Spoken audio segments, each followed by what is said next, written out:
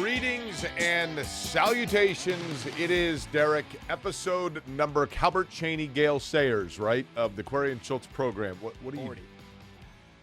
you? Why did you make that look on your face?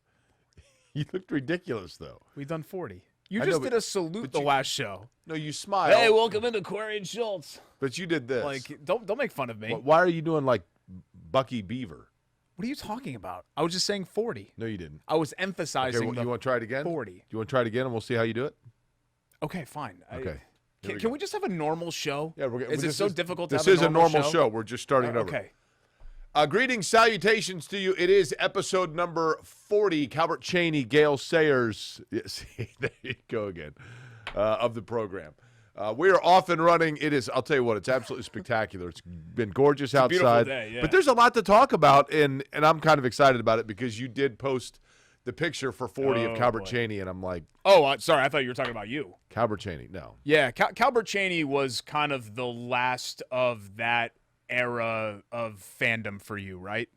Fair. Pretty much. Yeah, that's because fair. at that point, you know, Cheney graduated in '93. At that point, you're 20 years old. Right. So you're starting to kind of grow out of it a little bit. I was a junior in high school when that group was brought in. Mm-hmm. And then when I was a freshman in college and they went to the Final Four, but Alan Henderson, who I had played like Little League sports with, was on the team. And then it was kind of like, wait a minute. Like, can I be a fan? I mean, yeah. You know what I mean? Isn't it weird? Like, Dane Fife is a good example. Dane Fife was a senior when I was a freshman. And at that time, you felt like, oh, my God, he's so much older than me. And now, you know, not that we're best friends or anything, but if I shoot him a text, it's just like, whatever. Okay, he's 3 years older. I mean, you're right. Like 20 years older than me, and we're peers. Yeah. We are in no way peers. Well, I do agree that my cachet is a little bit more significant than yours, but I wasn't going to say that. But I appreciate you kind of implying that. So did you have a good weekend? I had a great weekend.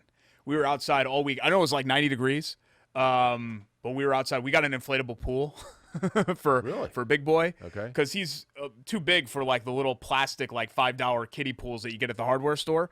So we bought a bigger inflatable pool. Were you sitting around doing this? No. Thank God. For like we bought 3 a days? pump for it. Okay. And the best part about the pool is that Dad can fit in the pool. So Dad was in the pool. You can tell that I'm a little bit tan, right? Can you tell? Okay. So you were swimming. How big is the pool? Well, I wasn't swimming in it. It's like a 1.5 feet deep. But when it's 90-degree weather, ice cold hose water feels great. Does it have a slide? We put a little tyke slide on the side of it, so that becomes his water slide. The problem is that he's not sliding down it; he's jumping off the top of it into the pool. Yeah, okay. Which isn't super safe. Mom's not real happy about it. So now, do you do some of your? Do you believe that your son has inherited your diving board antics? You can see that there is a foundation to be built upon there, where clearly some of the genes that I have from being gifted off the board, he's going to have that. It's going to take some polish. I mean, you don't just come out of the womb like that. I had to kind of learn my way, and I had mentors along the way that really kind of helped me with that. Yeah. Diving board mentors. Mm-hmm. Jake Robbins, actually, his name was Jake. Was a mentor of mine. He was a lifeguard at Tashua Knowles Pool. That began early, the precedent of you having a mentor named Jake. I can't think of another mentor that I've had named Jake, but yeah, no, but I think there is something there with him. But it was nice. I just kind of laid back in the pool the whole weekend, had a great weekend. And then you were in Detroit, and you had a horrible weekend. you had the complete opposite of my weekend, it sounds like. It wasn't relaxing at all. That's a fair way of saying it, yes. A decent race on Sunday. I didn't see the race on Saturday. Yeah. But so you missed the race completely. Totally. Wow. Who took your place? No one. Felix Rosenquist's accident in turn 6 for the IndyCar race and race number 1 of the 2 in Detroit on Belle Isle took place in turn number 6, which is the turn that I'm typically calling when for IndyCar Radio we are broadcasting the race. But I was not at the race. I was, in fact, in the medical tent for the entire race. And for about 7.5 hours, all told. And then was transported to the Detroit Receiving Hospital, which was very similar to my Long Beach hospital experience that you know about. We can tell that story again if you'd like. And then Sunday, managed to broadcast both races got home, everything was kosher, and then ended up back in the ER for Community Hospital North on Sunday night. Your go-to hospital. Because they saved your life, so that's the one that you'll always go to. Frequent flyer hospital. That's your general store, basically. They don't. I don't have an insurance card. they punch it actually. Yeah, that's right. Welcome back, Jake. Your next visit is free. Yeah. So we can get into all that, but what else do we have to talk about today? NBA playoffs have gotten much, much more interesting in the last 48 to 72 hours over the weekend, especially with Brooklyn's injury situation heading into a pivotal Game 5 tonight. Brooklyn's. Thank you. Injury situation, even though James Harden this morning, we're taping this on Tuesday morning because Jake had more medical stuff. He always has medical stuff pop up. Upgraded from out to doubtful. So still unlikely that James Harden will play tonight, but there is at least a chance. What is it with Harden? Is it hamstring? Yeah. Hamstring and then ankle with Kyrie, who's definitely out. Kyrie might be out for the series. They might get him back for a Game 7, but I think there's the severity of that looked way worse. The thing is, though, if you are Milwaukee, and look, you never wish injury upon anybody. I'm not saying that. But if you were Milwaukee and you said, okay, of the big three for the Nets, Kyrie Irving, Kevin Durant, and James Harden, if there is one that you want to make sure is not eligible, it would be Kevin Durant. Durant is the most capable of those three. He's of the just best saying, player. Okay, get on my back, let's go. And that's not to say that there's a big gap, but if I'm ranking them, Durant's number one, and I'm probably not thinking about it very much. Right. You know what I mean? Correct. But look at the other series. Atlanta, Philly now 2-2. The Suns advanced, so we know that's off the table now. But the Clippers have come back and tied their series. Yeah, 2-2. you kind of feel they like look like the better team. Utah's on their heels here a little bit. Yeah, right? for sure. But I think there's a wide openness, and we'll talk about this later in the show. I think there's a wide openness right now to the NBA playoffs that we haven't seen in years, in decades. I figured out last night, Derek, in my lifetime, how many franchises have won an NBA title? Well, the difference between your lifetime and mine is that the late 70s had the Sonics and Bullets and some weird random, one-offs in there. Blazers. So I think my list is actually going to be a lot shorter than yours. Not, obviously we're 10 years. So, right. And shorter is probably not a term that I should have used when comparing us. But let me think. You were born in, 1964? So that's it.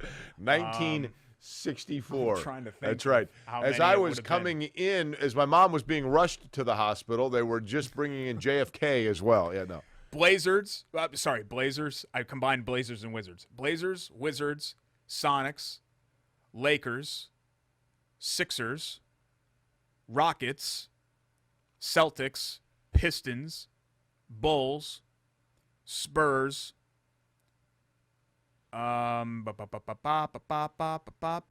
Mavericks. Yep. Heat. Yep. Cavaliers. I'm up to 13. Warriors. 14. Raptors. 15. I think that's it. Okay. 15, I think, is what I came up with. Look at that. Very impressive. There's a reason why I've been doing this for 15 years. It's just off the top of my head. Not everybody can do that. How many of those? I'm very blessed. Okay. How many of those franchises won in with different groups? Lakers. Yep. Celtics. Because the Bird McHale group, and then the Garnett Pierce, that Allen group. Heat. Yeah. Wade and Shaq, and then into the big three. Rockets. Moses Malone, right? 1-1. No, the Rockets only won. Or did he only win with Philly? He only won. Okay. Correct. Okay. The Rockets only won. They went to the finals. They did. And lost to Boston? Sampson, yep, 86. Okay. I knew it was one of those years. They also went in 81, I think. Did they? But they definitely went in 86. Okay, they had a couple teams that were good. Yeah. I remember Moses Malone, criminally underrated, by the way. Totally. Just one of the dominant players of that era, and we never talk about him ever. Very Rest good his player. Soul. Who else am I missing? That Pistons? Yeah. And the Warriors. Bad boy, and then into the Rip Hamilton, Ben Wallace. Warriors. Oh, you would have hit the 75 team because you would have been 2 years old, right? I don't remember. Rick Barry. Yeah. And Frank Kendrick. Yeah, from Indy, from That's Tech. Right. Frank Kendrick. The playoffs are interesting. Look, Phoenix is really good, and this is what happens, Derek, when you get. It's hard to miss in the lottery or in the draft when you're drafting in the lottery every year, right? And when you're drafting number one overall, you look at a DeAndre Ayton. because he was the number 1 overall pick, you think to yourself, like, well, he's not dominating the way I expected him to. But he is a really serviceable player. And I mean, he was better than serviceable. I mean, he's a really good. He is. He's a really good player. I'm not sure if he's going to be necessarily a star, right? But I think he's going to be very very solid good for a long time. Yeah. And then Devin Booker obviously is a guy that has played really well. Okay, and it is very good. And at first I thought, okay, is he going to be one of my 2020 guys, 2025 guys? But when you add and I've been down on this guy over the course of his career. I have. But when you add the way that Chris Paul is playing right now and just the professionalism in which the maturity, the veteran leadership that he's providing both in his approach and then his smarts on the floor, it's a really good mix for them. Yeah, that was kind of the piece, I think, that put them over the top. It was. We knew that this was a core that was developing and growing and was going to be good, but I think the Paul trade ended up being what is going to push them over, and now already into the conference finals, as they've got like probably a week-long wait here before they start playing basketball again. But it's interesting, Jake, because you go back to 4 years ago, Chris Paul was dealt from the Clippers, and remember that era for them basically was chalked up as a failure. Right. Because it was him, DeAndre Jordan, and Blake Griffin, and they were on SportsCenter every night. And then the playoffs came, and they didn't do anything. You know what I mean? I think they went to the conference semis one of those years and were up 3-1 and blew it. You know, the Clippers didn't really go anywhere. Even though they had good teams, they weren't really title contending teams. And then you flash back to 2 years ago, when he gets traded from Houston, it looked like his career might be over. Here's a guy making $40 million. I remember Dan Patrick had a whole segment about how his contract was untradeable. Who wants Chris Paul for $40 million a year? Nobody's going to pay that. Right. And he ends up going to Oklahoma City in exchange of, here's our garbage, you take ours back. You know what I mean? And not to say Russell Westbrook and Chris Paul are Hall of Fame players, but Russell Westbrook had overstayed his welcome at Oklahoma City, and Chris Paul, same thing with Houston. He got a lot of credit in Oklahoma City, though, Derek, did Chris Paul, for instead of going there and just sulking, what am I doing here? He went there and basically said, okay, what can we do to make this organization That's what better? really started to change, I think, the national narrative about him. There were always people that were in Paul's camp, and Paul, if he never played again after 2 years, if he retired, he'd still be one of the all-time great point guards. But I think what he did in Oklahoma City and now what he's doing in Phoenix has completely flipped everybody that was a detractor of his away from that previous narrative. The teams that are remaining, and I'm using my WGU Post-it note here, by the way, for this, which is perfect. I mean, it's like if it's 2 in the morning and you decide you want to take classes, you can do so at wgu.indiana.edu. Okay, so the teams that are remaining, you have Phoenix. Yep. You have Utah. Clippers. The Clippers. The Bucks. The Nets. Nets. Sixers. Hawks. So of those, if we were handicapping the field, the favorite right now to win the NBA title would be who? Phoenix. They're already advanced, right? Okay. Right?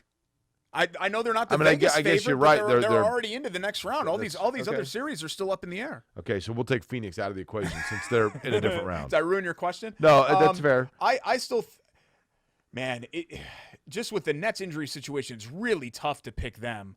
I think probably after that you would go Milwaukee. There are a lot of people that would say the Clippers, but they're just. I watch the Clippers, there just doesn't seem like there's something quite right with them. If we're going to say injuries with the Nets, you've got to say injuries also with Utah. Oh yeah, for sure. I wasn't really considering them. I know they've had a really good season. I mean, Mike Conley is clearly a critical piece of what they're trying to do. And Donovan Mitchell has elevated his game, but now Donovan Mitchell gets a little banged up again. So you feel bad for Utah. The only team on that list. You like Quinn Snyder's outfits he's been wearing? Yeah. He's a handsome, intelligent dude. He wears like $550 belts with his black pants and his black hoodie. And I gravitate towards people that are like me. So people that are handsome, fashionable, intelligent, like you connect with that because that's who you are. It feels like it's part of you. And so Quinn Snyder is one of those people for me. He's like 6'4", great hair. Is he that big? I have great hair. You seen this on camera? On your list, the only team that would absolutely stun me if they were the NBA champion. Okay, I know. There's no question who this is, right? Atlanta. Right. Yeah. But I'll tell you what. A great story and a really fun team, but they're the only one on that list that it would shock me, floor me if they were the NBA champions at the end of the day. Because they'd have to get by Philly, the Milwaukee Brooklyn winner, and then the West champ. I mean, I'll tell you what, that's a tough hill to climb. If Joel Embiid is healthy, Philadelphia's in the discussion. Yeah, for sure. Because he's just so unstoppable. Kind of like the Clippers, Jake. There's just something that's like missing from them. And I can't really put my finger on it. They have all the talent in the world, but like that late game situation yesterday, did you see Embiid blow that layup? Yeah, I mean, well, he was 4 for 20 at one point. He was 0 for 12 in the second half. How can you be that size and go 0 for 12 and a half? Which is unusual for him because he is, when he's on, yeah. I mean, he was an MVP, legitimate MVP candidate throughout the season. So I'm not knocking Embiid necessarily, but end game situations, I still remember when they had Jimmy Butler for a minute, and Jimmy Butler was basically their closeout guy because who else is it going to be? Simmons, Embiid, you know what I mean? Like it's they don't really have that person. Well, that's the thing. Philadelphia doesn't have the backcourt killer instinct scorer, right? Mm-hmm. That's the one thing that they're kind of missing. But when they have somebody like Joel Embiid, who is just a complete unicorn, yeah, it makes up. And you can't get a better shot than the one that they got last night. I mean, that was Patrick Ewing, 95 Game 7 against the Pacers. Atlanta is. How about Nate McMillan? Yeah, and it's a great story. I mean, it's a really good team.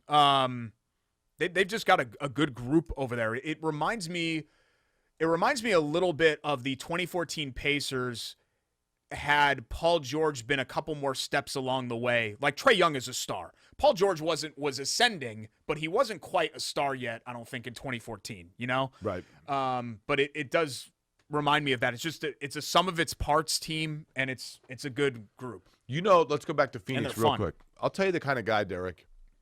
Had a really fun kind of Twitter conversation with Anthony Childress, who lives down in Houston. I think it was Anthony. Kyle Knezovich, who we both know that works at Emmis. And we were talking about guys, you know, whenever you have teams like we're talking about, Joel Embiid and Kevin Durant and, you know, Chris Paul, but championship teams always have like the glue guy, right? The guy that is never more than like probably the 5 through 7 option for you, but he knows his role.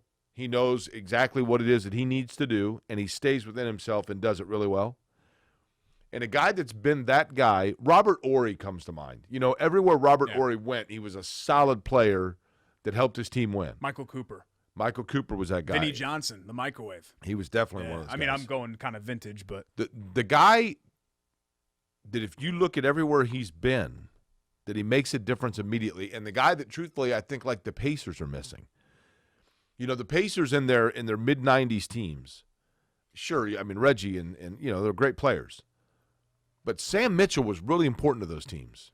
Dwayne Farrell was really important to those teams. Oh, I thought you were going to go McKee, who was a tier higher than those guys. But. Yeah, McKee was – I'm talking about non-starters, I guess. Jay Crowder, if you look at just – like, I love Jay Crowder's game. I'm a huge Jay Crowder fan. He might be my favorite player in the NBA. Really? He's shooting 50% from three-point range in the postseason. He did the same thing last year with Miami. The Miami Heat this year, they miss Jay Crowder. That's who they miss. They let him walk, and he's in Phoenix, and he's doing the exact same thing. It feels like Jay Crowder always ends up being – I'm actually looking at his – he's always like the throw-in in a prominent player deal. You know what I mean? And like, then he turns out to be the guy that it's like, well, wait a minute. He's the guy that you use to make the contracts match. Correct. Feels like. He is – where all has he been? But he's a good player. Well, just in the past couple of years, okay, because he's bounced around. You mentioned Miami. He was on the finals team last year, and he joined them after being in Memphis. Right. So Phoenix, Miami, Memphis, Utah, Cleveland, Boston, Dallas. And he came into the league in 2012. I mean, that's a lot of teams in a short amount of time. For sure. And look at these trades that he was a part of. He was in the Mike Conley deal. He was in the Iguodala deal. Andre Iguodala is another one. Andre Iguodala's career has transformed where he was in the Kyrie deal. He was a major piece, Andre Iguodala, at one point. Now he's a complimentary piece and a really good one. Yeah. And a finals MVP, Andre Iguodala. That's right. So that's another guy that I think he's a level above, obviously, the players that you just mentioned. But, yeah. So what all do we have to get to today? College football playoff expansion, which, again, I know we only do the show once a week, so sometimes stuff happens in the middle of last week, and I feel like, God, this is dated. But we haven't had the chance to discuss that yet, so we'll get into that. Some more Colts stuff, maybe if we get to it about Carson Wentz. We have all summer really to discuss that. We've got our features as well, and then Jake, your nosebleed, which thank God you're here. I feel like this is the second time in the last 6 months that I've just been thankful that you're still with us. Thankful that I'm still with you. Well, the trauma of a nosebleed for you to come back and be in studio with us today. I mean, it kind of speaks to your work ethic and to your character. It's just there's very, a part very of it. serious. There's a part of it that I'm going to show you that you're going to say to yourself, "Whoa, wait a minute." I mean, you can make fun of it. I'm not making fun of it. I'm being dead serious. I mean, it's a terrible thing. I was up all night thinking about you with the nosebleed. You were. Yeah. Did you have a? I remember when I had a nosebleed in 1990. I had to go to the school nurse. I still think about it. It was awful. I mean, I was What'd they do? inches away from. They squeezed the heck out of my nose and made me cry. They give you a rhino rocket? No, I don't know what that is. Oh, really? Well, we're going to educate you a little bit on the rhino rocket, and then we'll see how many jokes you're making. Okay, you have to promise me something before we move forward because we're in TV now, and this is different from radio. No visuals Of anything. I don't want to see your nose. I don't want to see like the used bloody stuff that you put up your nose. I don't want to see any of that. I got the photos. Let me bring them up for you here. I'm not continuing. You want to do that next? If you show any photos, I'm going to walk off the set. Okay. I'm just letting you know. Finally, my own show. We have the photos. Good luck getting sponsorship for that. Okay. It's Query and Schultz. Maybe. Continuing here on ISC Sports Network.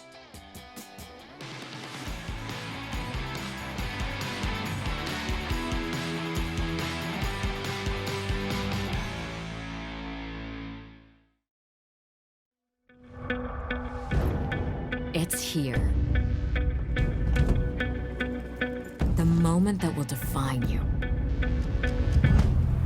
So think of this moment as your moment.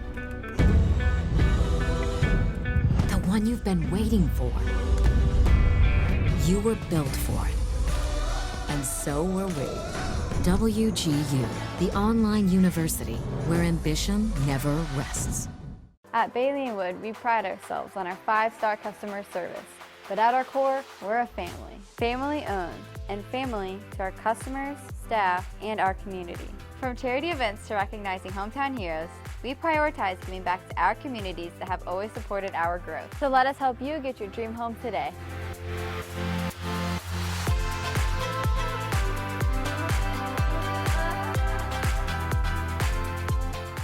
You can't get enough of them. You can't get enough of us. Good one, J-Man. This is the worst scandal. This is worse than steroid. Not so fast. Are you going to watch the XFL? I'll probably watch a little bit of it. You want to go through and pick some games? No, I don't. No, I don't. I really don't. Oh my God! We are ripping fast today. And how hard can it be, right? These are now selling for about $3,500. So we're back to our old ways of pulling rocks. Act like idiots on camera, open cards, and talk about the hobby. Welcome back to Query and Schultz. I'm Derek Schultz, Jake Query here as well. This portion of the program brought to you by our friends at Bailey & Wood Financial Group. I actually talked to Mike last week. I sent him the clip because you were making fun of me about misremembering I bet he loved the fact phone that- number. Yeah, I bet he And did he say? He thought it was great. Yeah, he thought it was great. He said he enjoyed the banter between us. Mike is one of those people that gets it. He not only gets great content when it comes to being entertained, radio and television and podcast content, he also gets how to have you have a great mortgage and a great rate. Right. Because rates are still closing in the 2s, but you have to go ahead and take care of that because they're starting to rise right now. Also, pre-approval, if you're in the housing market, which is still burning white hot, you got to give our friends at Bailey & Wood a call at 855-530 No. 350. Yes. We'll get that in post. 350. 321 350 home and bawfg.com. Give the number again, please. Why would you make me do that? 855-350 home. It could not be any easier. Right? See, I didn't even look at it. 13 Indiana locations, 5-star customer service. Give Mike and his team a call. 855-350 home. I feel like we need more pointing in these endorsements and these advertisements. Why? Makes people feel like they have to go and do it. And I want you to feel obligated to support all of our sponsors. They're great. So support them just like you passionately support us. Okay. People do passionately support us, which is appreciated. Yeah, no question. So I needed some support, and I got it. I want to be very clear to thank Over the weekend, IndyCar was in Detroit, and on Saturday morning, Derek, I woke up. I drove up Friday to Detroit, went to the Tigers game Friday night. I saw, yeah. It looked like fun. And then went to the hotel, went to bed, early rise on Saturday to go to Belle Isle. And I wake up and I'm in the shower, and I'm showering and I'm half asleep, and I look down, and it looks like that scene from Psycho with the blood circling the drain. Gross. And I'm like, I didn't shave. Yeah. So what's going on here? So I get out and I'm toweling off, and I see blood dripping out of my nose. And I thought, well, maybe I nicked it when I was shaving. It's happened once before. So I put the dab on it, whatever, and it's not. It ain't taken. So I'm like, oh, man, we got to go. So I get everything, and I grabbed a towel from the hotel, and I've got it up against my nose. And so I go out, and I'm waiting on the valet to get my car, and this guy comes up and says, you got a nosebleed? And I'm going, yeah, nosebleed. No, this is just normal. No big deal. By the way, if you get a nosebleed, you're supposed to lean forward, not back. Oh, really? Yeah, I always thought you leaned back. I know. To get it stop from gushing out. So I'm sitting there, and he says, man, you got to go to the drugstore and get Afrin, which is the spray, nasal spray. And he goes, it'll help you clot your blood. I said, okay. What? Never heard that. So on the way to Belle Isle, I stop at a CVS. It's like 9 o'clock in the morning. They just opened. There's a guy stocking the shelves, and I walk up, and I got this towel over my nose. Excuse me, you have Afrin? Aisle 12? Thanks. And the blood at this point is coming through the towel. And I'm looking, and I'm like, so I go back, and I'm like, I don't see the Afrin. It's aisle 12. I looked over there. So the guy walks me over there. See, look, we got Tylenol, we got aspirin, we got Advil. No, Afrin. So I get that. Anyway, so I go to the track, and we have, and I'm very fortunate in this, we all are, obviously there's a safety team at the racetracks. And in Detroit, you have the Detroit medical team at the Infield Care Center that IndyCar facilitates, to provide medical care for both participants, spectators, everything. So I went to the medical, and I'm like, look, I got this nosebleed. I can't get to stop. But, Derek, here's the thing. I'm on blood thinners, and I'm on, like, the highest grade blood thinner possible. So my blood doesn't clot. I'm not making light of, I'm kind of like a hemophiliac in the fact that my blood will not clot, temporarily, obviously. So I tell him this, and the guy says, well, here's what I'm going to have to do. And he says, now this is going to be a little uncomfortable. But it doesn't hurt too bad. It's just slightly uncomfortable. But I'm going to have to put this, just pack your nose. And I go, okay. And he pulls out now he said centimeters. Do you know centimeter to inch conversion? No, I refuse to acknowledge the metric system. So you can tell me in American numbers because we are in America. So Dr. D is his name. Okay. Great dude. He's running the Detroit Medical Center at Belle Isle at the racetrack. They're used to getting drivers out of wrecked race cars that are on fire, and you go to them with a nosebleed. Correct. Yes. Mm-hmm. So he says, listen, I got to put this in your nose. And it was a 5.5 centimeter dried piece of cotton that kind of looked like an emery board. Okay? So it looked like a nail file. Okay. So he tilts my head back, and he says, all right, hang on just a second. And he pushes it in. And I'm like, I said a few things I can't say on television. It's a little over 2 inches long, 5.5 centimeters. I just did it. So how long is that? Yeah. Yeah. So he gets it all the way in, ties it right here. And he says, go out and do the race, the lights race, and I'll then replace it. See how it works. Yeah. That should stop it. So I go out and I do the lights race, and about halfway through the race, I can feel the blood seeping through. Can we not use the word seeping on this show? So, can we just make a rule that the word seep? So Michael Young, track dude Michael Young, I got to give him credit here and thank him. He was working with me, obviously, and he's like, man, I'm taking you back to the medical tent. So I go back to the medical tent, and the doctor says, I'm going to have to replace this. So he pulls that one out. I have a photo of it. Let me see if I can find it. No, I said no visuals. Huh? I said no visuals. Oh, it's okay. I will walk out. So he takes that out and sets it down. He goes, I'm going to have to put another one in. Now, they have a thing called a rhino rocket. Did you Google rhino rocket? Go ahead and Google that. We have safe search here at the studio, so is this going to bring up? No. something Urban Dictionary. I think Rhino is the name of the company that makes it. Rhino Rocket. Go ahead and look that up. Rhino Rocket almost Rhino sounds... Rocket is a contraption that goes in, and it's got a balloon that stops up against your nasal cavity and a long tube and Expandicell foam for epistaxis management. That's a fancy word for nosebleed. Yeah. After trauma or surgery. Applicator protects foam from moisture prior to insertions, aids in placement and insertion, and minimizes blood containment concerns. Yeah. Sure. So that picture, do images. So I'm good. I see smaller images here, and I see kind of what's going on, and I don't need to see any larger So he puts images. this one in, and the bleeding stops. This was on Saturday. No, I'm sorry. This was on Saturday. After the lights race. Correct. But he says, I don't think you need to go back out and call the race because we got to monitor this. I said, okay.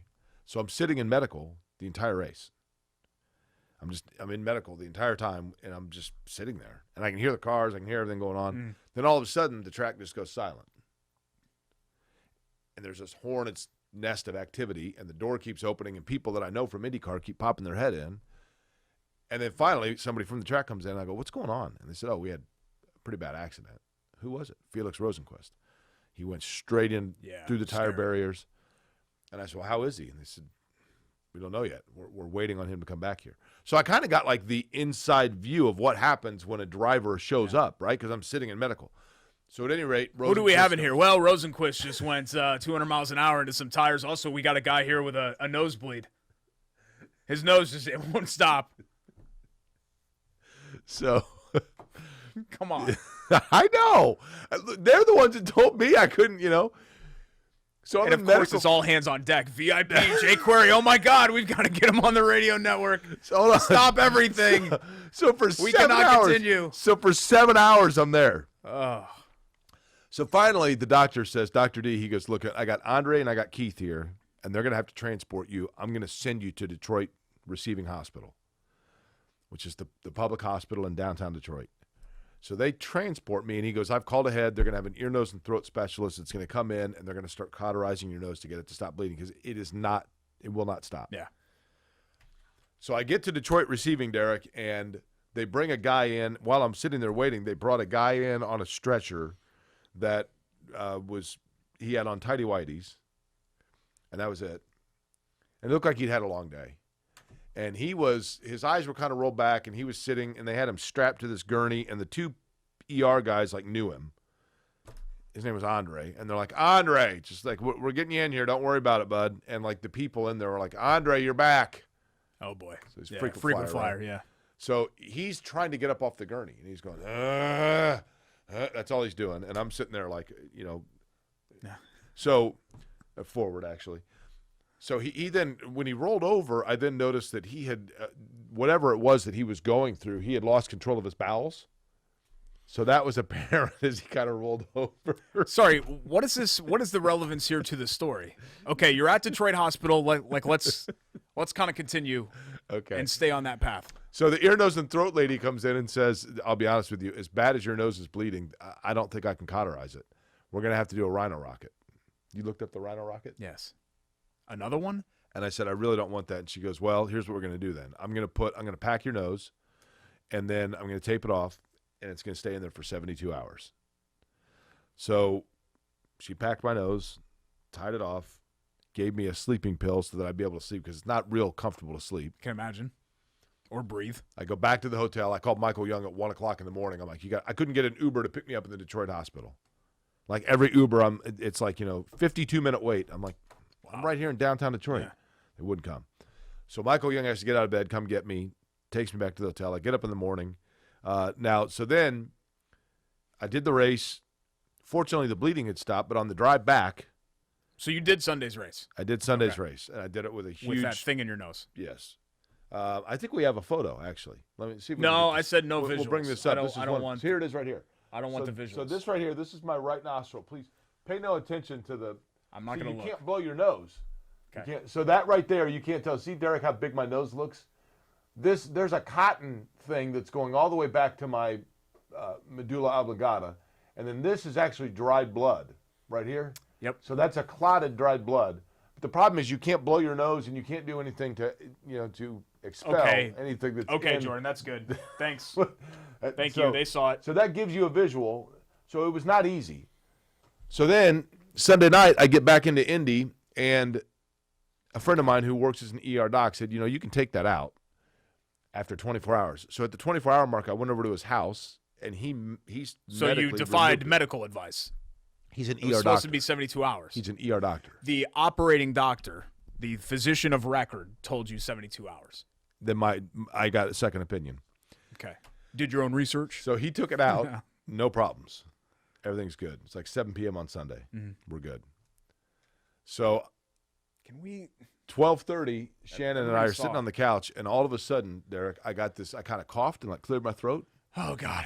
You had to go to the hospital again, huh? and it was like this gelatinous film in my mouth, and I spit it out, and the entire sink was full of blood. And then the clots started coming out of my nose, and it looked like jelly, like long clots of blood oozing out of my nose. What? Seeping out of my nose. And then once that happened, then it started pouring. It was like a faucet. It looked like the Hawaiian punch cans, like dunk, dunk, dunk, dunk, dunk, when you're pouring it out of my nose. And so I leaned forward. I thought there were not going to be any after effects of your heart attack. Like, blood thinners. how much longer did they give you? Do you only have a couple of months? Like, I need to get my ducks in a row in case the show can't continue. I'm sitting there at Shannon's house, leaned over. And during the course of my heart attack, I was always just like, very. And Shannon's real level-headed. I'm sure she wasn't freaking the heck out or anything like that. With a bunch of blood in her Shannon sink. is looking at it like, oh my God, my sink is full of blood and clots, and you know what I mean. Joey, Shannon's dog, sneezes and he's going to puppy ER. So I can imagine what she's like with you in a sink full of blood post heart attack. She's more concerned about Joey. Well. truth be told. So I've got Smucker's jelly filling up the sink, and then I totally lose it. I completely emotionally break down. I've reached my breaking point. I'm like, I can't do this again. The Rhino Rocket. I can't do this. Like angry or sad? Because I've seen you truth be lose told, it anger. I was angry. Okay. I was angry. I was sad. But I also felt very spoiled because in reality, I'm like, if this really is the worst I'm going to deal with, I mean, am I really feeling sorry for myself Yeah, I over hear a you. nosebleed? I mean, come on. But it just was so frustrating. I just started crying. I just started weeping. I'm like, I can't believe I'm going through this again. So we went back to the ER, and they said, we're going to have to do 3 different things to get it to stop. And if that doesn't work, the Rhino Rocket's going in. But this one was the 5.5-inch variation. So twice the size of the other one. Okay. I didn't know you had to level up Yeah. your Rhino Rocket. So fortunately, the last version of medication that they put in my nose took, and it clotted. I now can't blow my nose or clear my throat for 72 hours, so we're 48 hours into it. But last night I did all of a sudden just get like this passing of a huge gelatinous clot that I spit out, and there's been no bleeding since. Great. Glad to hear it. So there you go. And Felix Rosenquist is going to be okay. Which is good to hear, too. Oh, that was a scary That was the other thing. When I went to the hospital, Rosenquist was the only other person in the ER. Oh, yeah? In the section, they put me in the VIP section. They told me, VIP. And Rosenquist was in there. So I go walking in, and Rosenquist and his girlfriend are there, and he's like, what are you doing here? And I'm like, well, look at this. Yeah. Car accident, nosebleed. That's apples to apples, for sure. That's the way it works. I understand the trauma that you're going through. I mean, as you can tell. Right. God. It was not fun. You have way too, for being less than 50 years old, you have way too many ER stories, I feel like. Like, just in the 10 years that I've known you, I've never been to the ER, Twice. knock on wood. Twice. I've been twice. Right? Well, you had that weird skin inflammation thing That in was in Long Beach, 2012 into right? 2013 that kept, kind of like your nosebleed, it just wouldn't stop. It was weird. It kept popping up. And the Long Beach one is the most graphic of the ERs that you've been in. Right. Because there was the dude that had he had a gunshot wound, right? He had a stab wound, and he'd taken his shirt off and was trying to put it into his stab wound to get it to stop bleeding. And we're like, no, man, like doctors did, this isn't pump your own gas. Doctors take care of that for you. It was a bizarre experience. Oh, boy. Yeah. So that was my weekend. Thank you for asking. And I was in a kiddie pool the whole time. Do we need the visual again? Let's get No, the visual we don't- again, we just don't so need you the know. visual again. What do you mean? We do not need it again. Okay. We have already done the visual. I thought the visual was fun. We are good on the visual. All right. What do we need to College get to now? football playoff proposal to expand to 12 teams. We'll touch on that. Also, our features to get to as well. We'll pick our winner of the week. Love HVACs, love that play in the shops. Buy it or bowl bleed. All right. All coming up. If you're still here, it's Query and Schultz, ISC Sports Network. Stick around.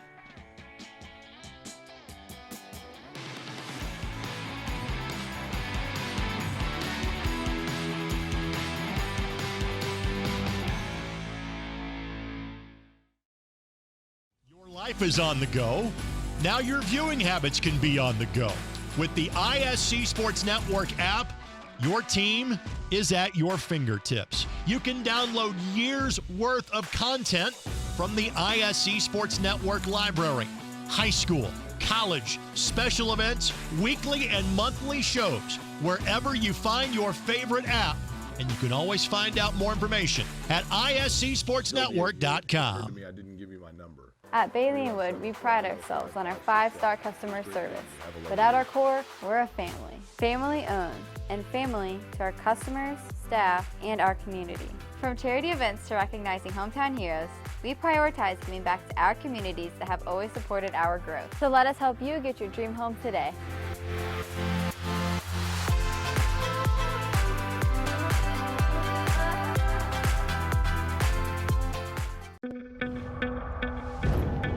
It's here. The moment that will define you. So think of this moment as your moment. The one you've been waiting for. You were built for it. And so were we. WGU, the online university where ambition never rests. Back on Query and Schultz, and we'll get into the sports portion of the program in this segment, which is brought to you by our friends at Chateau Kitchens. You got the hat? I do. We have a shirt, don't we? Oh, these are all our shop shirts. We have a Chateau shirt here somewhere as well. Steven and his group, Victoria, who was our designer for our kitchen, Ryan, who was our project manager. They do an amazing job fabulous on me. when it comes to home renovations. There's a reason why they are Central Indiana's premier home remodeling and kitchen cabinetry provider. They have a showroom up in Carmel on Carmel Drive if you want to check that out, see some of the before and after, but also just following on Instagram at Chateau Kitchens and Facebook at Chateau Kitchens. I think the best thing about them, Derek, is that when they were, because to a lot of people, I think having somebody come in and work in your kitchen, you know, you're inviting these people into your home, right? Yeah. And so you don't want somebody that's like invasive or, you know, whatever else, but, you know, respectful of your house when they were in, but you kind of enjoyed having them around, didn't you? Yeah. All the people that they hired in were super respectful of the space and friendly, and it is a very invasive thing. I mean, we were literally in our basement with a microwave. You know, we had a bunch of frozen dinners that we made beforehand, and we were just nuking it every night, and basically our basement became our living room, which is fine. It's a living space, but it's mostly a kid's playroom in there because we were essentially kicked out of the lower floor of our house because they had to finish all the floors and do the kitchen and all of that. But it was a 6-week process, and we would do it all over again because the end result was amazing. Less invasive than the Rhino Rocket? I would say, yeah. I would say that it was – the end result was far better, I think, than what the end result was for you. Gelatin blood oozing out of your – gelatinous blood oozing into Shannon's sink. Chateau Kitchens and home remodeling. ChateauKitchens.com as well if you want to check them out online. Okay. College football, Derek, I forgot the football playoffs this year are going to be in Indianapolis, right? Yep. I just bought my summer, Athlon Sports college football extravaganza. They have Clemson number 2. They have Alabama number 1. Ohio State 4, I think. So it's kind of the usual cast of characters. But Indiana, they had ranked 23rd. And, Purdue they had listed as 11 out of 12 in the Big Ten. Or not, well, there's 14. Big Ten's 14 now, yeah. So 6th out of 7th in their division in the Big Ten. But they, for Purdue, they were not favorable. But Indiana, if they were to expand the college football playoff, Derek, Indiana suddenly is in that conversation. Yeah, last year, under these parameters that they've discussed, this proposal, this 12-team, Indiana would have been ranked 11th, so they would have been the 5th of the 6 at-large teams. So it's weird to think that Indiana could have been a playoff team last year, but given the expansion, that you're going to give more teams an opportunity. And For me, Jake, I'm a little bit torn because if you are, like, let's say that you have an off year and you're Alabama and you lose 3 games, you're still going to have a really good chance to make the playoff. And if you lose 3 games, do you really deserve to be in the college football playoff? Do you really deserve a chance to play for a national championship? I don't want to, lessen the regular season. The regular season is great. I love that the margin for error for so many years was 0. You lose 1 game and you're out of it. And now even the margin for error is very light, especially for non-prominent programs and non-blue bloods. And I'm going to miss that aspect of it. But I think the trade-off is more excitement. And by the end of the year, and I can think of several examples, there have been years where the best team in college football, to me, didn't win it because they didn't have a chance to play for it. Right. 2002 USC is a great example with Carson Palmer. By the end of the year, to me, 2002 USC was the best team in the country. Better than that great Miami team that Ohio State beat. And give Ohio State credit. I'm not taking anything away from them, okay? They're the national champion, fine. But, that was a year where I felt like Iowa was the best team in the country at that point.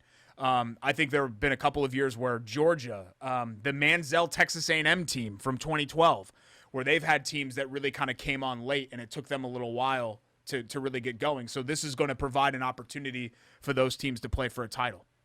It's a fair point. The thing I will say about expansion simply becomes we have a 4-team college football playoff, and there's always a debate on which team was left out, who got snubbed at 5 or 6. If it becomes 12, then the 13th team is going to say there's a snub. Yeah. If it's 16, it's going to be 17. You know what I mean? There's always going to be, where do you draw the line? I think at least with 12, the one thing that I'm kind of in favor of is that I don't want people to keep complaining. And I get you're right. People are going to complain no matter what. But let's say you went to 6. Then people wanted to go to 8. Then you go to 8. Then people wanted to go to 12. At least you're skipping a couple of steps, you know what I mean? So we don't have to deal with the headache of the whining and moaning about it. But, in other levels, this has been the reality forever. FCS or 1AA, it's been like this. Right. Division 2, Division 3, I get a kick out of playoffs. The whole argument of we can't take kids away from class that long. No, that was never, and that I'm was always bogus. It happens during winter break. And I think the big push for this, honestly, is you have a Power 5 league. Really, you have 2 of them.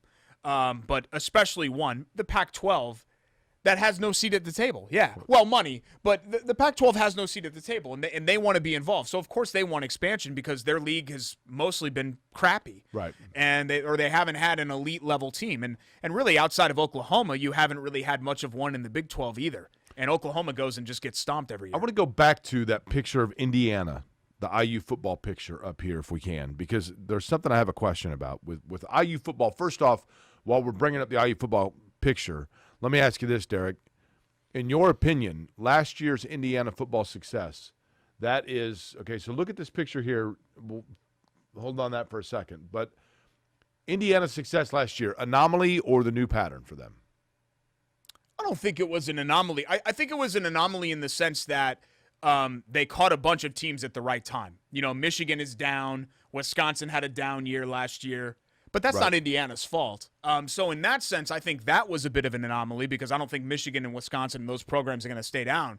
But I think the new expectation for Indiana at bare minimum is to make a bowl game. Okay. And I'm kind of hoping that this is going to, kind of like what the 2000 Rose Bowl did for Purdue, shoot them into an era where 8-4 and 9-3 seasons become normal for them. So look at this photo, their jerseys. This has nothing to do with Indiana football. Yep. I don't know if we have any pictures. Do we have any pictures from this past weekend or the weekend before, the game before, the Indiana-Kentucky All-Star Series? I don't know. Do we have any we Indiana actually All-Star broadcasted photos? those games I on know. ISC Sports Network, but what you were pointing out to the jerseys there? They had a lot going on, the Indiana jerseys. When did this happen? I'm an old guy.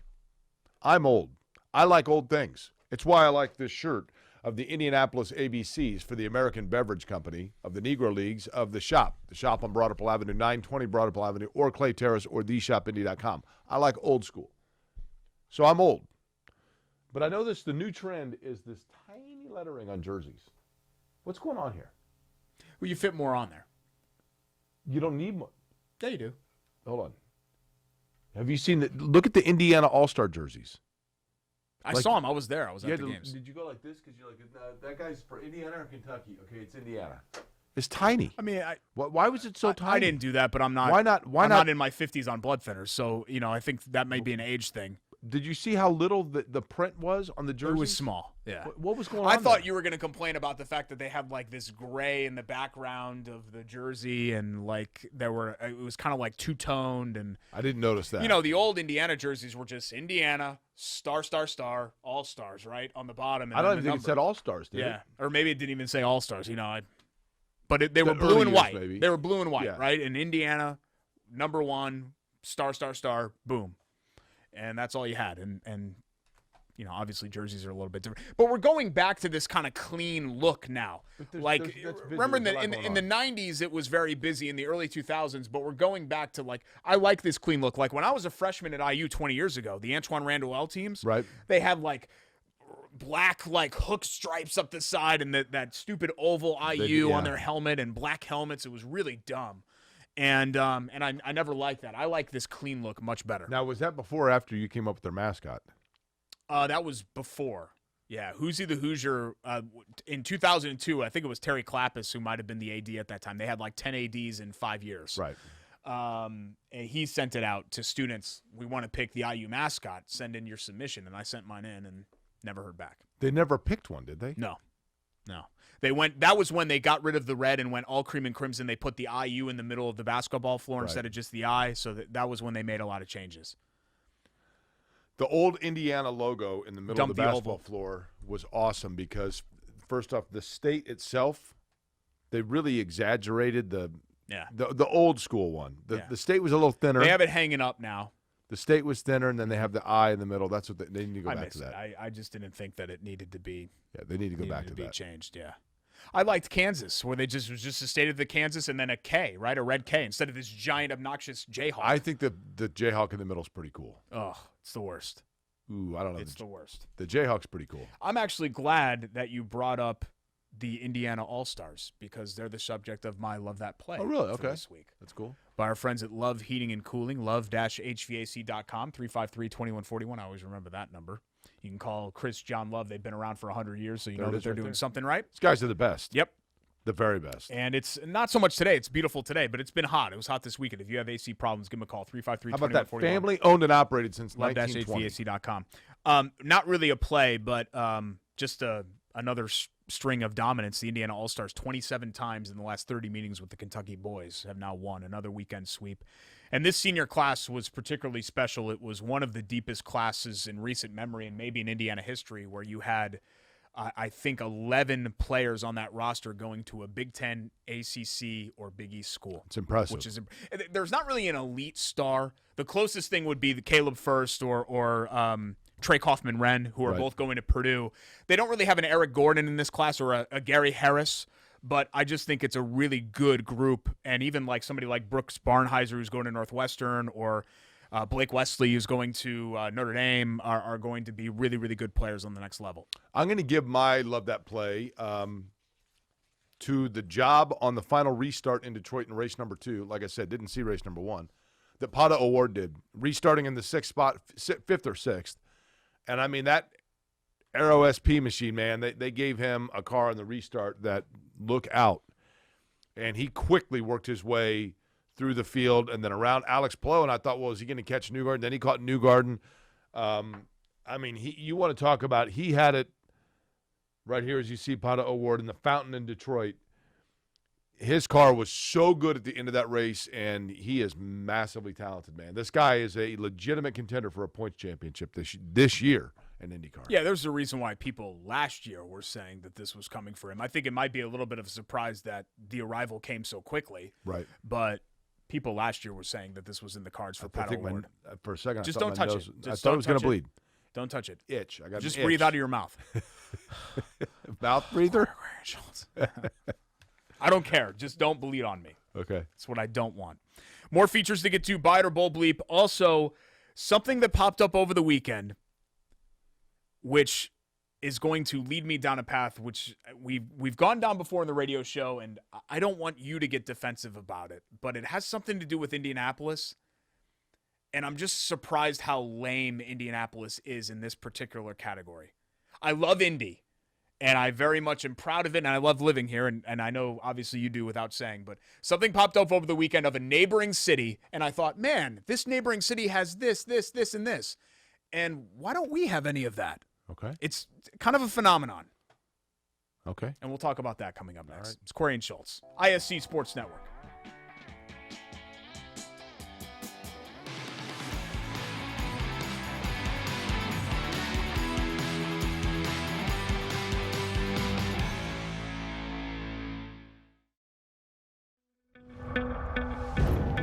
It's here. The moment that will define you. So think of this moment as your moment. The one you've been waiting for. You were built for it. And so were we. WGU, the online university where ambition never rests. At Bailey & Wood, we pride ourselves on our 5-star customer service. But at our core, we're a family. Family owned, and family to our customers, staff, and our community. From charity events to recognizing hometown heroes, we prioritize giving back to our communities that have always supported our growth. So let us help you get your dream home today.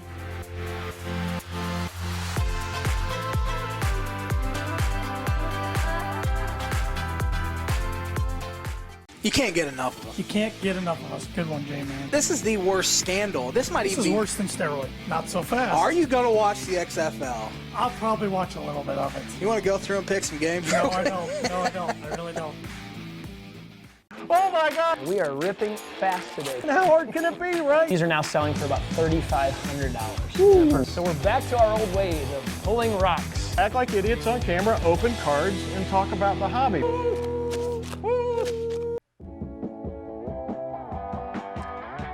Welcome back to Query and Schultz. By the way, Derek, before we get to your thing about Indianapolis, real quick, wanted to pass along as we are filming this, because by the time this comes out, perhaps more information will be known. But Renus VK, talented young driver for Ed Carpenter Racing, was involved in a bicycle accident and suffered a clavicle injury. He has no other injuries and is in good spirits, but his participation at Road America this upcoming weekend is still to be determined. Please be careful, especially these summer months when a lot of people are out on their bikes. Just be aware of what's going on. I know people get frustrated when they're on a road where, there are people cycling and you feel like you have to get around them. I was on Spring Mill the other day, which is not a good road for bicycles, but there were two people on bicycles there, and part of me was like, oh God, they're biking on here. And then I think to myself, they have every right to the road that I do. So, be easy when it comes to cycling. And also, if you're on a bicycle, be responsible too, because I don't see it as much. I think most people that are on bicycles are responsible, but you see people like blow through stop signs and things like that too. Yeah.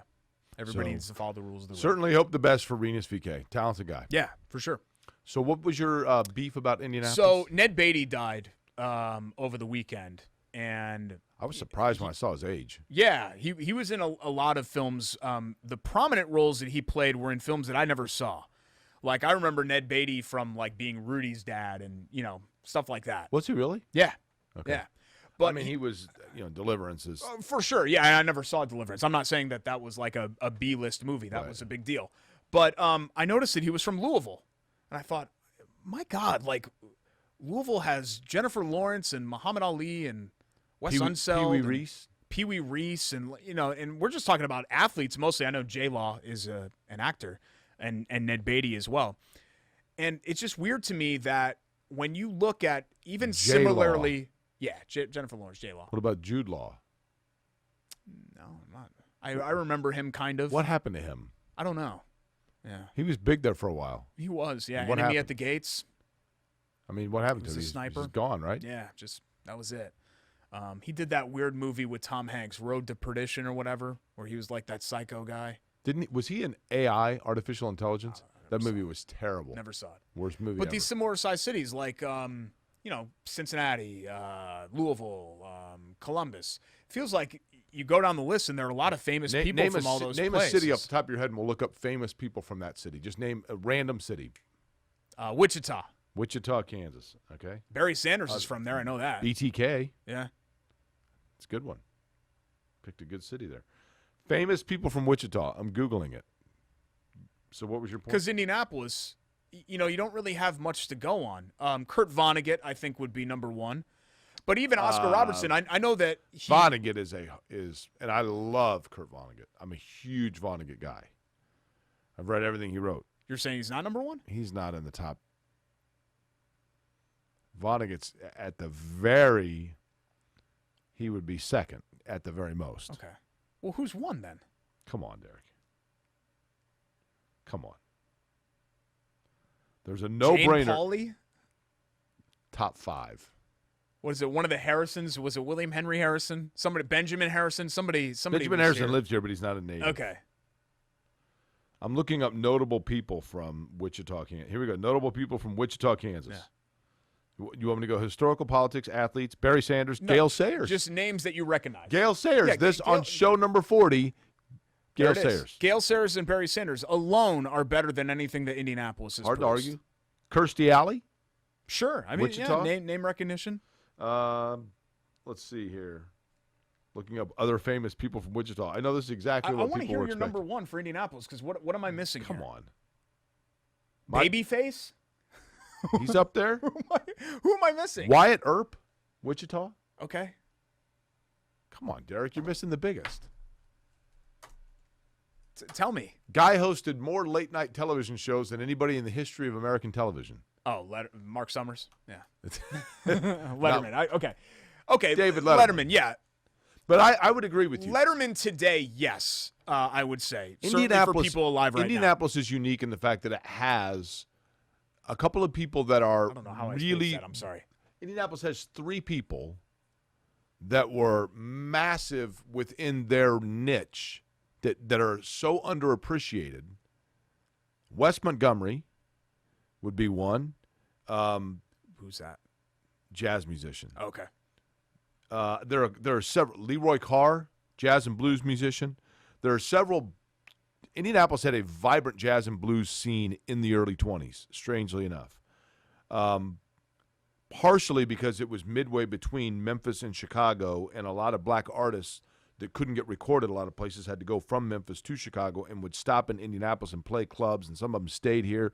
But guys that were from here and born and raised here, there was a legitimate scene.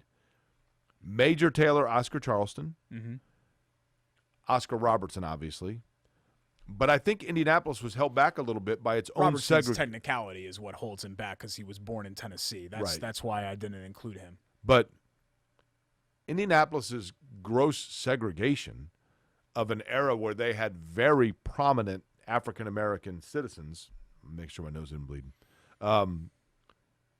that did not get their proper due. Major Taylor in 1902, Derek, Major Taylor was Tiger Woods. He was LeBron James. Yeah, he was the most famous African-American athlete in the world, right? For a 2-year period. Yeah. But your point is well taken. I don't disagree with you. For a city this size, it's kind of like I've always said about North Central High School. North Central High School has, I don't know, what is it, 100 and some thousand alumni? And, it hangs its hat on an NBA player and the disgraced sandwich guy. Yeah. I know, yeah. I mean, granted, Mitch Daniels and Bart Peterson and, there were some politicians that have had some success. Right. That have come through there. I don't know.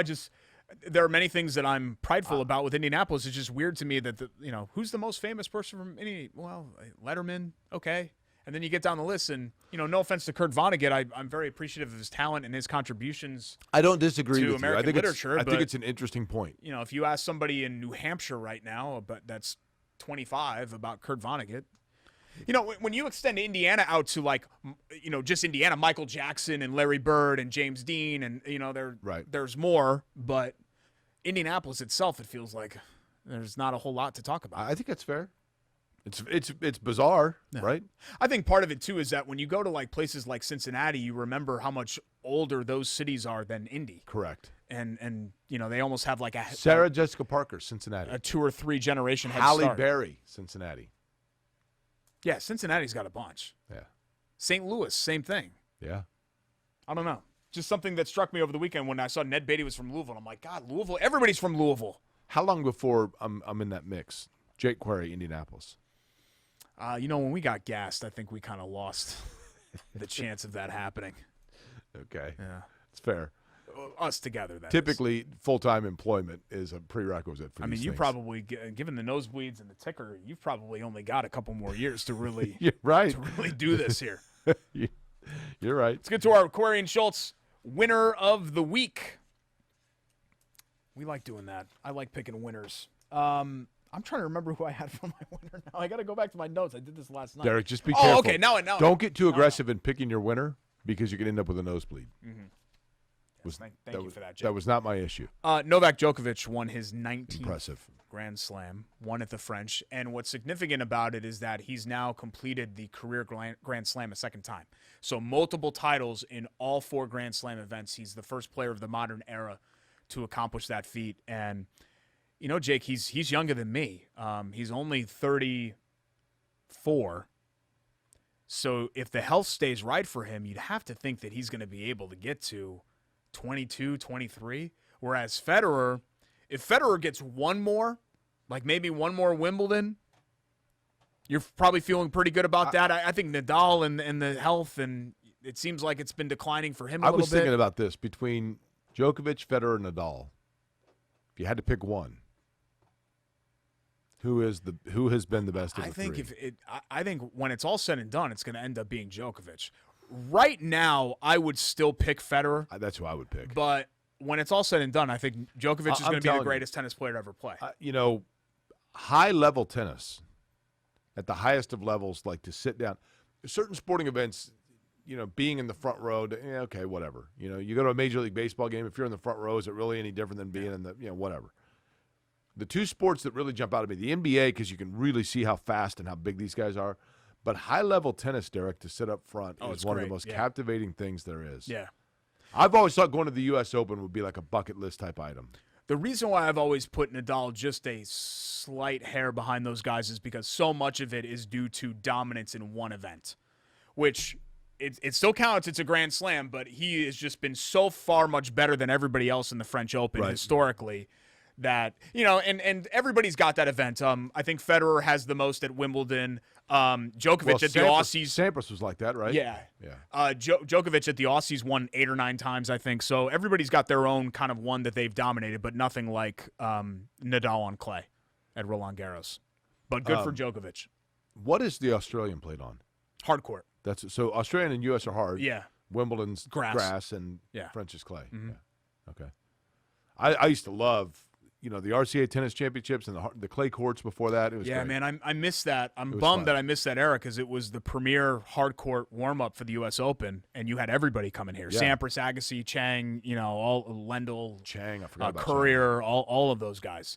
And you just wonder, too, Jake, if just one of these guys was American, maybe we would gravitate towards it more. But you have the 3 greatest male tennis players to ever live all playing at the same time. And probably the greatest female. I mean, well, you could probably take the probably out of it. Yeah. Female of all time. So you have, the greatest of all time on both the men's and women's side. It's just incredible. It is if those 3 weren't together, would Federer have 40? Would Djokovic have 40 Grand Slams? I'm serious, how many would they have won? I just remember what a up against huge each other? deal during my childhood Wimbledon was. Yeah. I mean, maybe it's because I grew up in a tennis enthusiastic culture being at North Central. But, everyone watched Wimbledon. U.S. Open was a big deal for us because we had a lot of I'm sure. I had friends that went to Flushing. Did you ever and would go? No. I always wanted to, but we never did. My parents loved Jimmy Connors, so we'd watch a lot of the Grand Slams. He's hard not to like. Yeah. And I hated Courier until we had him on the show, and he could not have been a cooler guy. he was like the coolest person I've ever talked to. He was cool. He was Courier. one of the most fun interviews we've had. And he knocked out Connors in whatever year that was, 91, I think, was when he made that epic Cinderella run to the final. Okay, we got Biter Bowl Schultz still? Biter Bowl Bleep next, and we'll wrap up the show. All right, sounds good. It's Query and Schultz. Stick around, one more segment here on ISC Sports Network.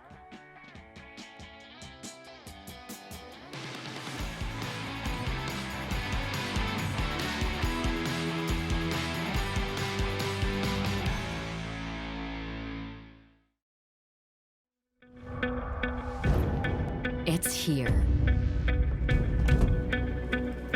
The moment that will define you. So think of this moment as your moment. one you've been waiting for. You were built for it. And so were we. WGU, the online university where ambition never rests. At Bailey & Wood, we pride ourselves on our 5-star customer service. But at our core, we're a family. Family owned, and family to our customers, staff, and our community. From charity events to recognizing hometown heroes, we prioritize giving back to our communities that have always supported our growth. So let us help you get your dream home today.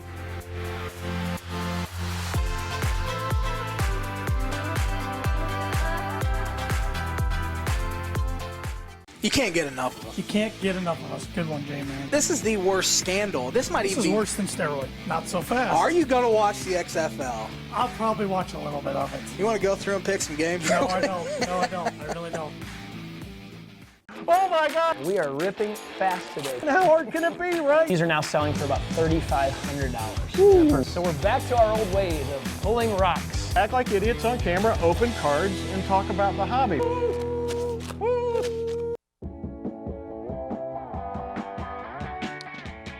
Welcome back to Query and Schultz as we get set to round it out with a little buy it or bull Schultz, brought to you by the Shop Indy. The Shop Indy, of course, 920 Broad Ripple Avenue or in Clay Terrace.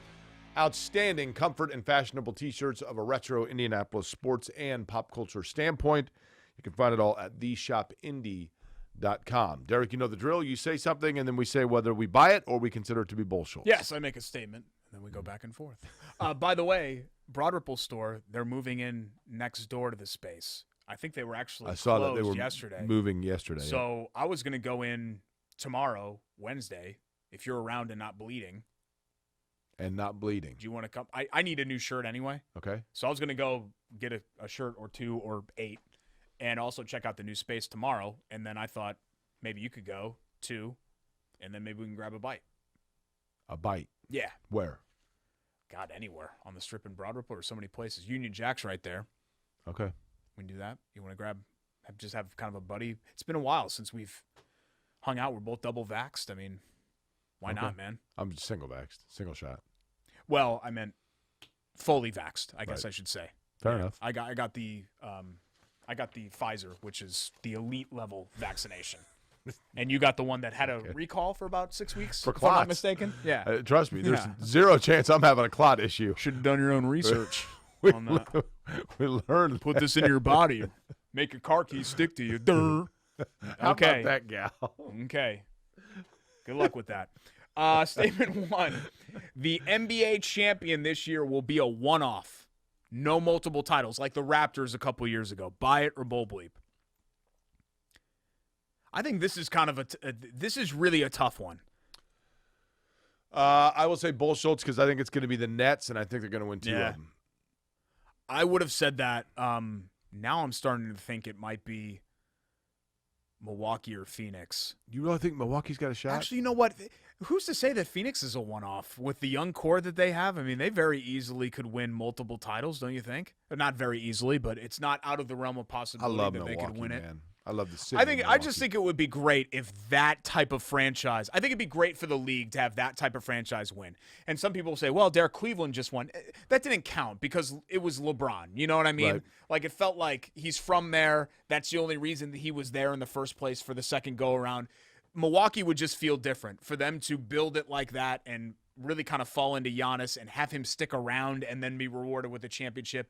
To me, you know, kind of where we sit in Indianapolis, I think that would hit close to home that, hey, maybe this is actually possible for the Pacers someday to do this. I would love to see a Milwaukee or even Philly, get in, but there's a lot of parity among those elite teams. Yeah. The one team, though, that just seems like, because if you look at Brooklyn and what they're doing, and they're not even really healthy. If they win, it's going to be tough for them not to repeat it, so long as they stay healthy. Utah, too, would be cool if Utah won cool. with how they've built that core. Statement 2, the Pacers should hire a veteran coach instead of a first-timer. Buy it or bull Yes, bleep? I buy it 100% because Kevin Pritchard got a shot. He got a shot, Derek, to go outside the box and go with a new name and think unconventionally, and it didn't work out, and so he has to reduce his margin for error on this second hire. He's already got his owner having to pay out for a guy that he made a mistake on. So he's going to have to go more. He's going to have to go with the safer pick this time. Yeah, Terry Stotts or That's who I think it's going to be. Budenholzer, even though it looks like Milwaukee's really started to turn things around here. As much as I would like to see it be Becky Hammon or somebody like that, where it's like, hey, the Pacers did this, and people nationally care about what the Pacers are doing.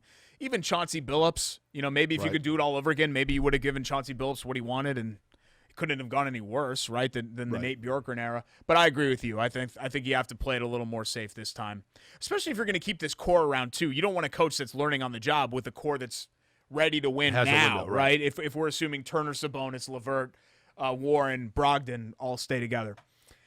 Statement 3. And even though your past weekend experience I don't think is going to fit into this, but I know you feel this way about this first place. I'm not sure your feelings on the second place, even though I like the second place. Okay. Detroit and Cleveland are actually cool cities, and you shouldn't hate on them. Buy it or bull bleep. I really like Cleveland. I agree on Cleveland. I've always liked Cleveland. And I agree people dump on Cleveland. And, I don't think you'd want to live there in January. I get that. But I've always had a great time. The suburbs are great. The surrounding area is really cool. Downtown has been revitalized. I've never spent a single second in Detroit, so you'd have to speak to that before I would. Detroit struggles. Suburban Detroit, I was in the suburbs. My friend Anju lives up there, and so Friday I met her for lunch, dinner, whatever you want to call it. And it was a nice area. I mean, it was like being in Fishers or Carmel. But downtown Detroit, even though they've cleaned it up a little bit in terms of just populated instead of abandoned. But I mean, it's kind of abandoned. But the one thing about Detroit that drives me crazy is they don't mow their medians. So it's just wild, weeded grass growing everywhere. And the sidewalks have weeds growing through them. That bothers me. I don't know why. Well, you told me a couple of years ago that there are still large swaths. Oh, huge. That it's just open lots. Correct. Like raised houses that never got rebuilt. They've cleared out some of that. Downtown Detroit, it's not as bad as it used to be. There's just not a lot going on. For example, on Saturday night, when we were at our hotel, we got back to the hotel at by the time we, got back and, you want to change, whatever, it's 8 o'clock. I went down to the front desk. Hey, is there a list of restaurants around? And they handed me a list, and the second one on there was Derek's hot dog stand. You know what I mean? Yeah. And everywhere closed at 9. We ended up at a BW3's that closed at 10 because it was the only thing open until 10. I shouldn't say that in case they end up sponsoring the show, but not a fan. Fair enough. Not a fan of B-dubs. Are you a Detroit or Detroit guy? Because I know people say I've always been Detroit. Detroit. But I know people that do. They emphasize Detroit. It's Detroit. Detroit. Yeah. To me, Louisville, I know we're talking a lot about Louisville today. Why is Louisville so hard to say for people? Louisville. It's not hard. Louisville, I know, is somewhat of an acceptable. Louisville is really dumb. Nobody says if you live there. Really stupid. If you live there, it's Louisville. Yeah, Louisville. Actually, people from Louisville will take out the A. It's just Louisville. Not even Louisville. Just Louisville. Yeah. And New Orleans is the same thing. New Orleans. No, it's just New Orleans. It's not hard. New Orleans. New Orleans, I can never remember. If you say New Orleans, they get mad, right? Yeah. And New Orleans is the worst way to say it, I think. That's the least acceptable. What about Narlands? That's more, remember when we got that cab driver? I don't even remember where we were going because we had that powder blue Mustang down there. Yeah, we had this obnoxious looking rental car that Jake got. It was a total douchemobile. And are we allowed to say that on the show? It was I was embarrassed to be in that thing. I don't think we can say that. It had Do we have to take that out? It had a big engine and all of that. The only time that I've been more embarrassed to be in a vehicle with you is when Q95 had that slingshot for a week. Man. And we drove around Fall Creek and Shadeland in a slingshot. 2 dudes on a Wednesday afternoon going by Skiles Test Park. Yeah. And people were like, oh, okay. Yeah. I know what they're doing. But that powder blue Mustang, I got off track. But we had a cabbie who was New Orleans through and through native Cajun dialect. And you couldn't understand him, right? I had no idea what he was saying most of the time. Right.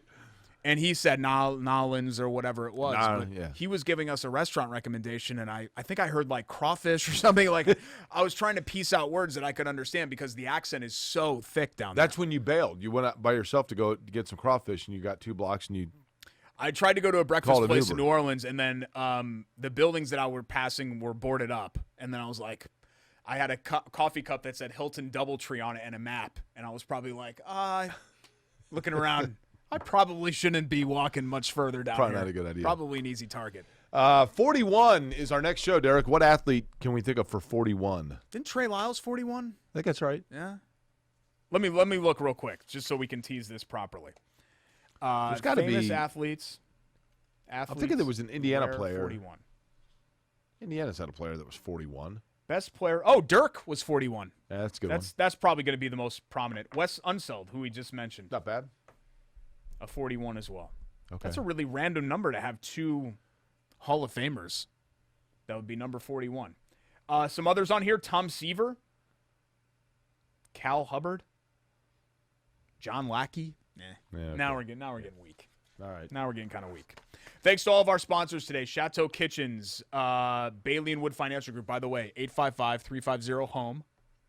You got it. BAWFG.com. No pointing either. What do you think of my new 13 sunglasses? Indiana locations. Mike Wood and his team will take care of you. 5 cars. Yay or nay? 5-star customer service. I don't like gold. Yeah, the gold is a little. You look like you drive a powder blue Mustang. That's what I would say. Really? Yeah, a little bit in there. Okay. The Shop Indy, WGU Indiana, and Love Heating and Cooling. Okay. We'll see you next week for episode 41. Until then, avoid those nosebleeds, everybody. That's right. Have a great week. Lean forward if you get one, though. God.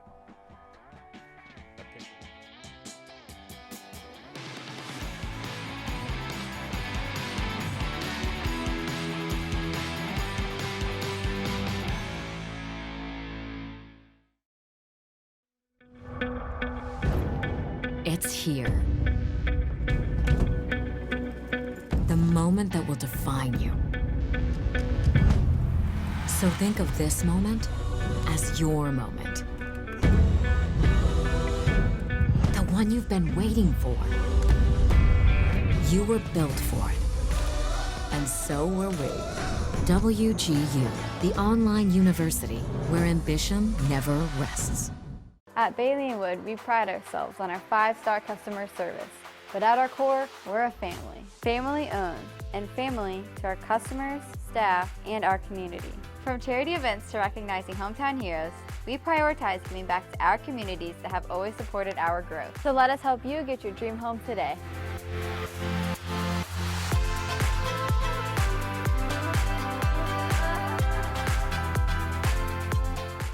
Your life is on the go.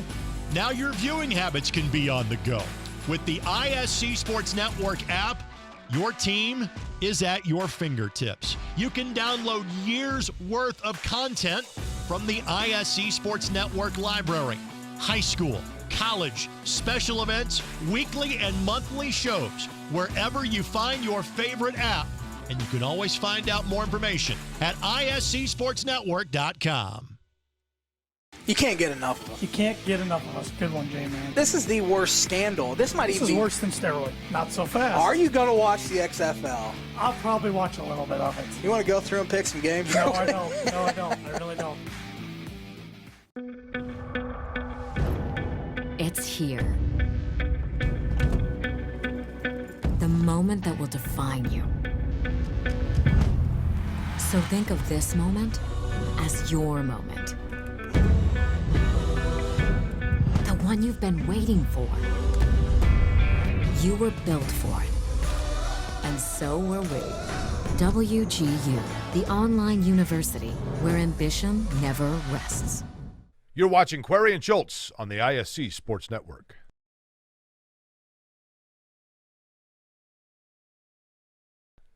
At Bailey & Wood, we pride ourselves on our 5-star customer service. But at our core, we're a family. Family owned, and family to our customers, staff, and our community. From charity events to recognizing hometown heroes, we prioritize giving back to our communities that have always supported our growth. So let us help you get your dream home today.